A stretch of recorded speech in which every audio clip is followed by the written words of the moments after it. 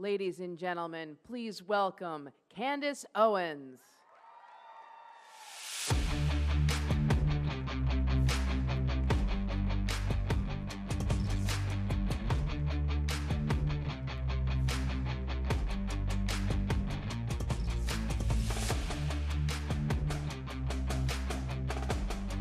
Wow. Hello. Can you guys hear me all the way in the back? Yes. I love you guys too. All right, I'm going to get right into this. So I said to my husband the other day that it's become apparent to me over these last few years that the left has no idea that the world did not begin in 1776.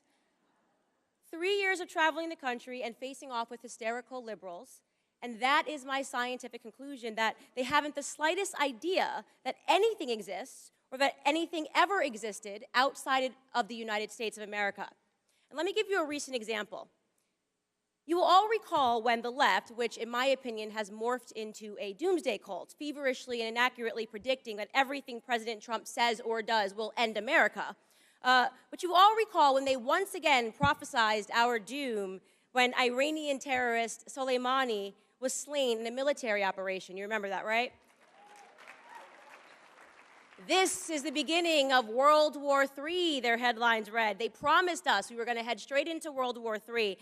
It was a remarkable day because it was the day that we watched Democrats and liberals, the ones who have been shrieking about sexism, misogyny, and the need for more feminism, turn into passionate defenders of the state of Iran, the country whose constitution quite literally states that a woman's life is worth half that of a man's, a country where women are punished by law for up to 10 years in prison if they are caught not wearing a veil, suddenly became the apple of the left's eye.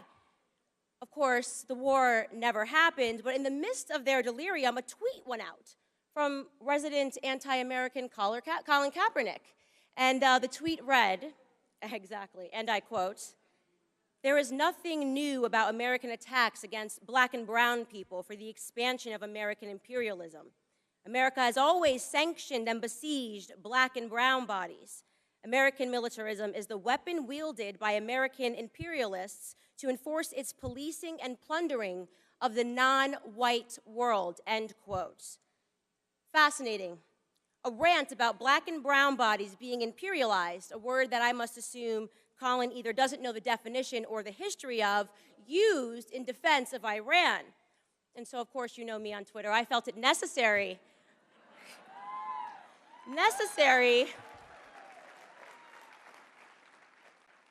to mention to Colin, gently of course, you know me, I'm very nice on Twitter, to mention to Colin that that particular country of brown and black bodies used to be known as Persia, and rather unfortunately for his implied thesis regarding their perpetual victimhood at the hands of white people, Persia used to be an empire, quite literally an imperial dynasty for 200 years, almost as long as America has been alive. It was once the most powerful state in the world, imperializing regions from Egypt to India, regions of, you guessed it, black and brown people.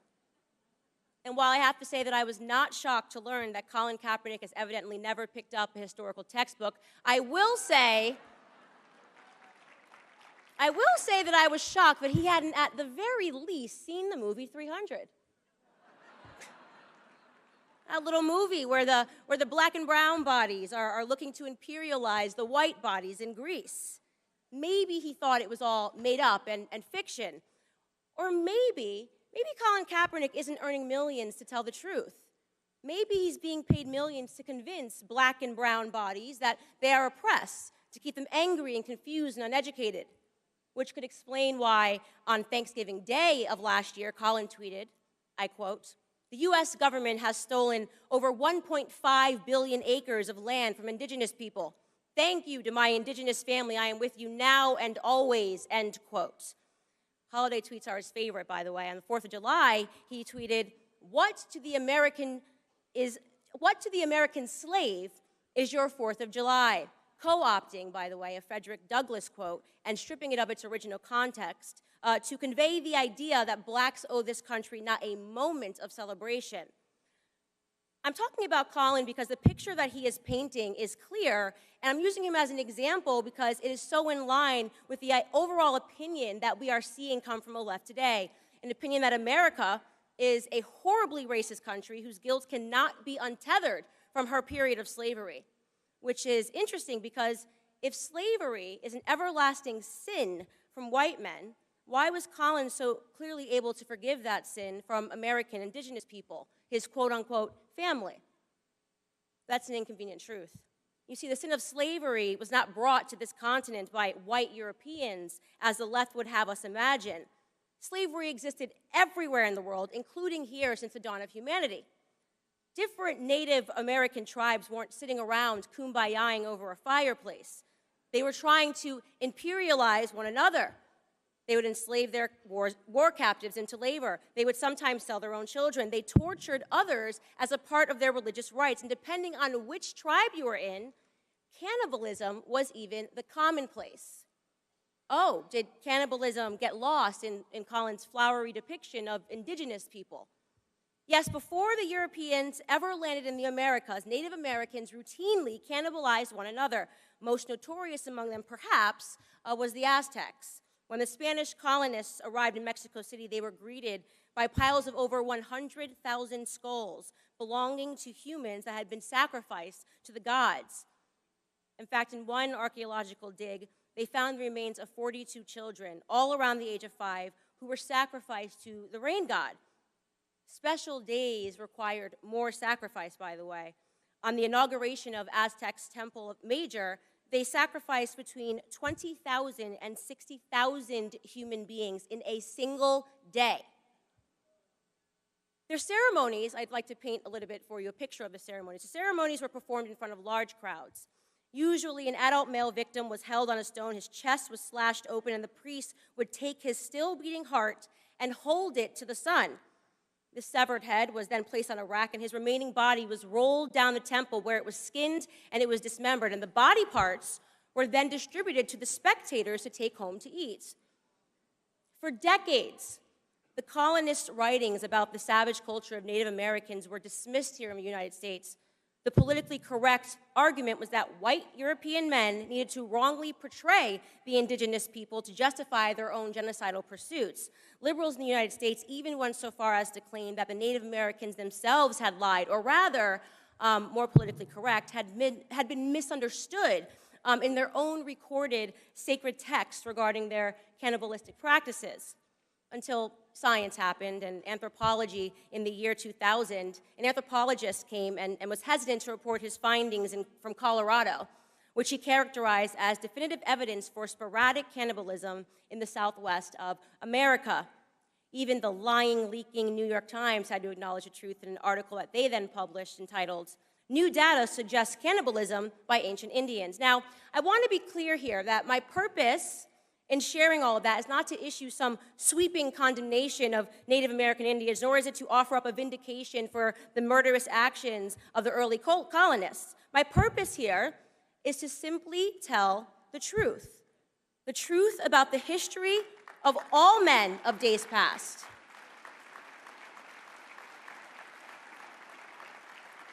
The truth about the history of all men of days past, a history that is complex, ugly, brutish, immoral, and leaves no man, regardless of his skin complexion, guiltless. But the left wants us to believe otherwise. To them, imperialism, cannibalism, murder, slavery, all of these undeniably sinful acts are forgiven in a historical context so long as they were not committed by white men. So, they can forget the murderous Persian Empire. They can forget the cannibalism of indigenous tribes.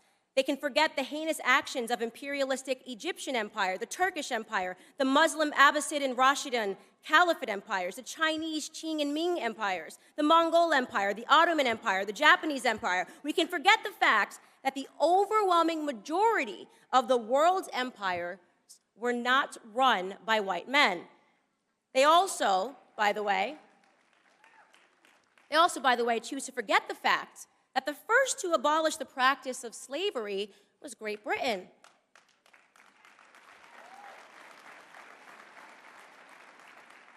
They were then followed by the French colonies, who were then followed by the United States. Centuries of slavery and 3 countries of white men led the world in ending it. No. Don't clap. You're supposed to forget it. You're supposed to forget it because leftist indoctrination teaches us today that it only really mattered, slavery only really mattered when they did it. The white man's history needs to never, ever be forgotten. But what if we're not talking about history? What if we're talking about present? What if we're talking about today? People like Colin Kaepernick hate America right now, and that hatred is rooted in some intangible concept of the present sin of our country's mere existence. Surely, that must be the reason why, on the 4th of July, Colin also tweeted, "How can we truly celebrate independence on a day that intentionally robbed our ancestors of theirs? To find my independence, I went home," end quote. He was referring to Africa. Colin took a trip to Ghana because, in his own words, he wanted to see what his people saw before they were forcefully taken away. And I really want to pause and drive this point home, so let me restate it. In lieu of celebrating his independence in America, Colin got on a plane and went to Africa, a continent upon which he found better grounds for celebration, which is interesting. It's interesting because currently, today in Africa, there are close to 700,000 slaves, and this is going to shock the heck out of the too woke to see what's in front of them crowd, but they are not being enslaved by white people. They are being enslaved by other Africans. Child soldiers, human trafficking, forced labor all exist within the same sub-Saharan region that the transatlantic slave trade took place.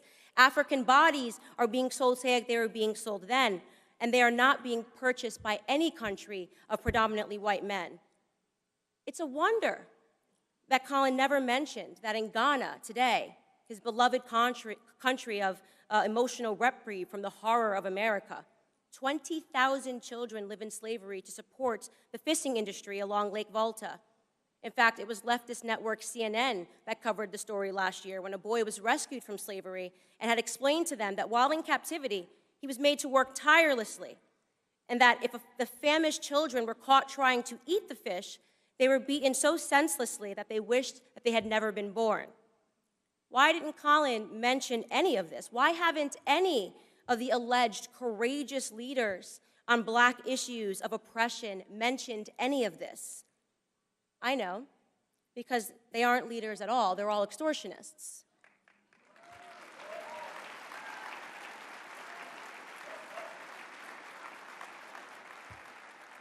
Colin extorted Black America to earn millions. Colin extorted Native Americans to maintain his image, and Colin extorted Ghana for a photo op so he could continue to earn those millions. But Colin wasn't the first, he isn't the only, and he certainly won't be the last. So, to Al Sharpton, Jesse Jackson, to Nisi Coates, to CNN, to the New York Times, to MSNBC and their anchors, to every single one of you race hustlers who have extorted Black pain to line your own pockets, who have blindfolded the Black youth against seeing the opportunities that lay beneath their feet here in America, in the land of the free, in the home of the brave, I say this to you.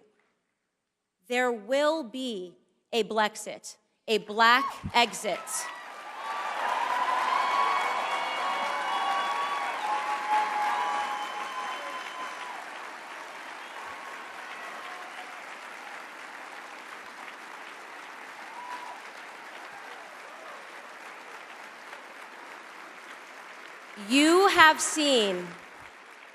You have seen how a man was made a slave. That sentence is the first half of a Frederick Douglass quote. I like it because it rings true now. I have seen how a man was made a slave. I have seen how Black Americans have been enslaved to the debate of race, how liberals, how leftists, how Democrats continue to enchain us to this inconsequential debate while robbing us blindly of our family, our faith, and our future through their abhorrent policies. You have seen how a man was made a slave. Then he continues the quotation. And now you shall see how a slave was made a man. To the veterans, And so I say to the veterans of this black ideological civil war, those of us that have survived the constant onslaught and the media thrashings and fight daily to awaken our brothers and sisters, to the patriots who have fought beside us, cheered us on, to my supporters, those of you that have seen me to this point, from just a girl on YouTube with a different idea to the very soon-to-be published author of the aptly entitled book, Blackout: How Black America Will Make Its Second Escape from the Democrat Plantations.